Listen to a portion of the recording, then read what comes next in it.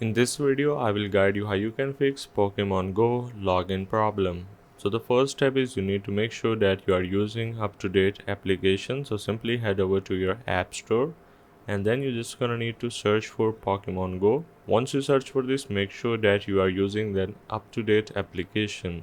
Next step is you need to clear the data and cache of your Pokemon Go. So simply start by opening up your settings and then head over to your apps. Then you need to simply search for Pokemon Go. For iPhone, you can simply click on General and then click on iPhone Storage, which is on the top. So simply click there and then you need to now search for Pokemon Go, and then you need to simply click on this offload app. Once you are done with these two steps, next step is we need to check our internet connection. Make sure that you are using a stable Wi-Fi.